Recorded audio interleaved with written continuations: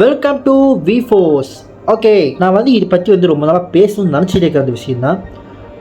உங்களுக்கு தெரிஞ்சவங்க உங்கள் ஃப்ரெண்ட்ஸ் யாராச்சும் வந்து கேமிங் விளையாடுறாங்களா? ஒரு ட்ரஸ்டபான ஒரு கம்பெனி இருக்குது, பயங்கரமான ஒரு கம்பெனி. ஓகேவா?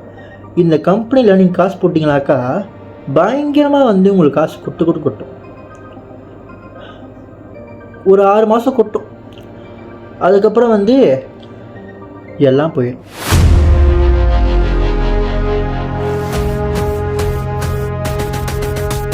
ரொம்ப மானே போனேன் ஜவ்வாய் இழுக்காமல் வந்துட்டு என்னோடய ஸ்டைலில் நான் சொல்லிடுறேன். நிறையா விஷயம் வந்து நான் கேள்விப்பட்ட வரைக்கும் வந்துட்டு எனக்கு கேம்லிங் பற்றி வந்து விஷயம் நிறைய பேர்த்துக்கு தெரியாமல் இருக்குது. அது எப்படின்னாக்கா, இது விளாண்டா காசு கிடைக்கும், அட்லீஸ்ட் லாஸ் ஆனாலும் கோவாக தான் லாஸ் ஆகும் அந்த மாதிரி நினச்சி முதல்ல சேர்றாங்க நிறைய பேர். ஆனால் அதுக்கப்புறம் வந்து போக வேலை தான் வந்துட்டு அவங்களுக்கே தெரியுது. அவங்க பாக்கெட்லேருந்து அவங்க எடுக்கிற காசு வந்துட்டு 30லேருந்து 50 தான் இருக்கும்.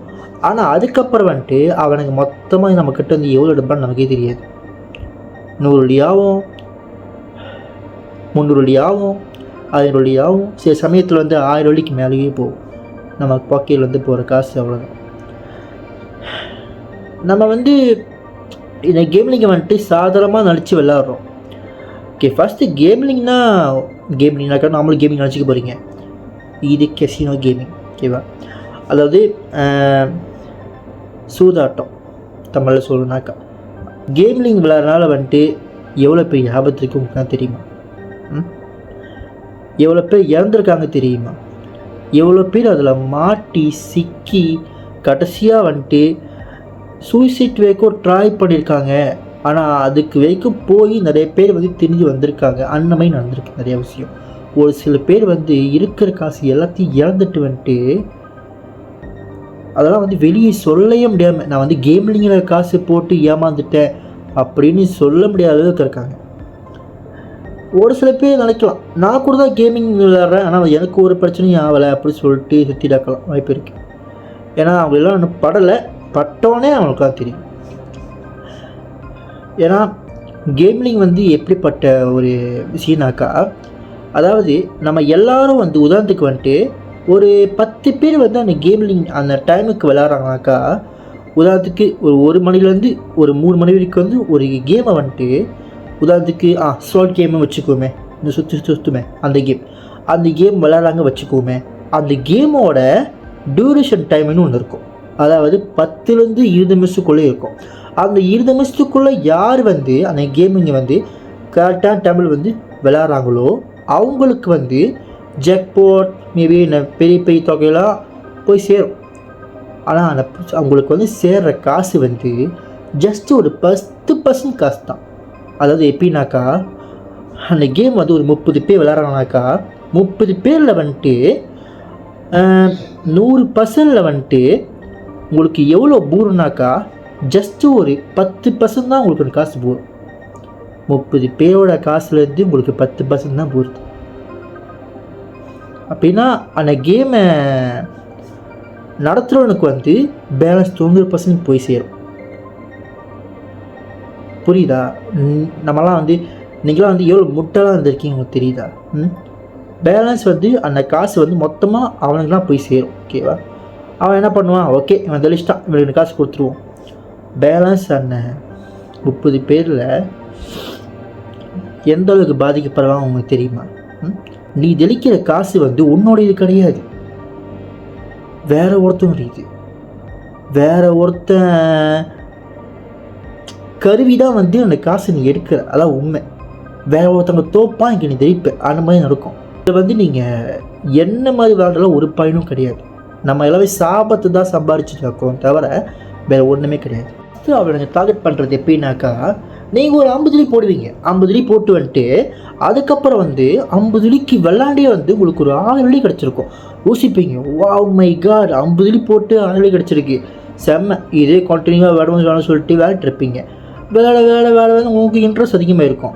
50 போட்டு நீங்கள் 3000 போட கூட தயங்க மாட்டீங்க. அந்த மாதிரி சிச்சுவேஷன் வரும். அப்போ வர்றப்போ வந்து மொத்தமாக ஆகிட்டு போயிடும் எல்லாத்தையும்.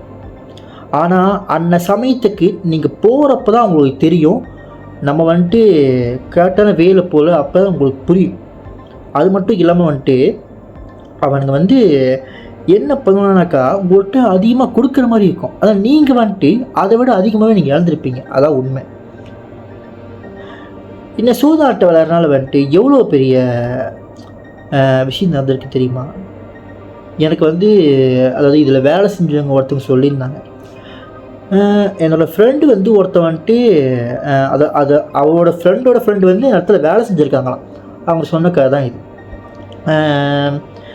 ஏதோ நினச்சினாக்கா இவங்க வந்து வேலை செய்கிற அந்த கெஷினோட தான் வேலை செஞ்சுருக்காங்க. அதுவும் ஆன்லைன் மூலமாக ட்ரான்ஸ்லேட் பண்ணுற வேலை. அவங்க அந்த ஆன்லைன் கெஷினோட வந்து வேலை செய்கிறப்போ வந்து என்ன நினச்சினாக்கா ஒருத்த வந்துட்டு அதில் காசு நிறையா போட்டிருக்கான். போட வந்து அவனுக்கு எதுவுமே கிடைக்கல. அதில் அப்படி கிடைக்காதனால அவன் என்ன ஆனானாக்கா கடைசியாக வந்து அவன் ஒரு ஆடியோ மெசேஜ் போயிருக்கான். என் காசு எல்லாமே நொட்டு போச்சு, என் ஒய்ஃபும் நொட்டு ஓடி போச்சு அப்படி மன வார்த்தையில் சொல்லி நான் சூசைட் பண்ணிக்க போகிற சொல்லிட்டு பிரிட்ஜிலேருந்து கீழே விழுந்து செத்து போயிட்டான். இந்த மாதிரி சம்பவம் நடந்துச்சு. யோசிச்சு பாருங்கள், அதுமாரி அவன் என்ன மாதிரி யோசிச்சிருப்பாங்க. ஆனால் இந்த கேமை நான் ஆன்லைன் கேஷனில் வேலை செஞ்சவங்க என்ன சொல்லியிருக்காங்களாம், அவங்களோட பாஸ் கிட்ட வந்து இன்ஃபார்ம் பண்ணியிருக்காங்களாம். இந்த மாதிரி நடந்துருச்சு, நம்ம கேம் விளையாடுற மெம்பர் ஒருத்தர் வந்து தற்கொலை பண்ணி இறந்து போயிட்டாரு அப்படி சொல்லியிருக்காங்க. போலீஸ் கேஸ் ஆகிருப்போது அப்படி சொல்லியிருக்காங்க. அவர் என்ன சொல்லியிருக்காங்க அந்த பாஸு, ரொம்ப சிரிச்சுக்கிட்டே சிம்பிளாக சொல்லியிருக்கான். ஓகே, நம்மளாம் அவனை விளையாட சொன்னோம், அவனே தான் வந்து விளாண்டான், அவன் தானே பட்டான் அப்படி சொல்லியிருக்காங்க. இந்த கேம் விளையாட மூலிமா வந்து ஒரு டாட் தோணும். அதை எப்படின்னாக்கா இந்த கேமு நம்ம எப்போ தெளிச்சிக்கலாம் அப்படி சொல்லிட்டு திருட தோணும். இன்னொன்று வந்து கடை வாங்க தோணும். கடை வாங்கி விளையாட தோணும். இன்னைக்கு அந்த மாதிரி கடைசியாக கடலில் மாட்டி இறந்தவங்க நிறைய பேர் இருக்காங்க.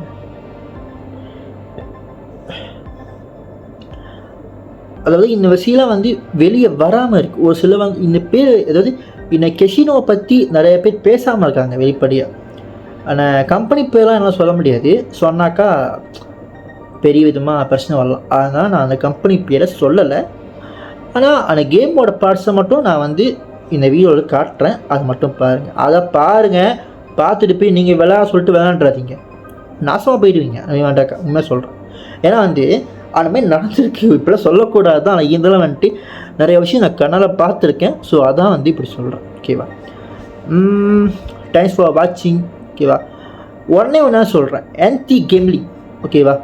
நம்ம பக்கத்தில் இருக்கவங்க சூதாட்டத்தில் ஈடுபட்டாலும் அவங்களையும் விளையாட வேணாம் சொல்லுவோம். அப்படி விளையாண்டாக்கா கொஞ்சம் கொஞ்சமாக அவன் மாட்டியிருப்பான்.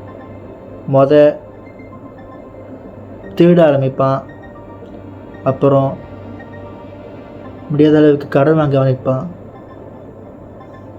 கடைசியாக வந்து அவனே அழைச்சிக்கிறதுக்கு அவன் ஒரு பிளான் போடுவான். ஆனால் அதில் வந்து மீண்டு வந்துட்டா பிரச்சனை கிடையாது. மீண்டு வராமல் நிறைய பேர் இறந்தும் போயிருக்காங்க, நிறைய பேர் மீண்டும் வந்திருக்காங்க. தேங்க்ஸ் ஃபார் வாட்சிங்.